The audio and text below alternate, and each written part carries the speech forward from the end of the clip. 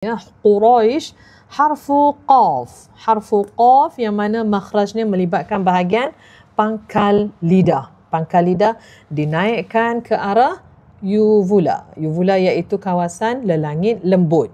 Alqa.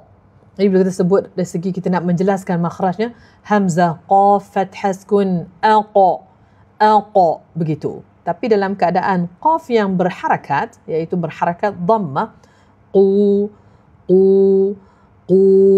Quraisy, ya. Dan di sini tadi puan saya anggap puan nervous, puan tersebut kaf kan? Quraisy. Itu contoh. Ya. Kemudian perkataan as-saif, ya. As-saif. Rihlatash shita'i was-saif. Yang ni pun sama. Mungkin sebelum ni tak pernah didengar.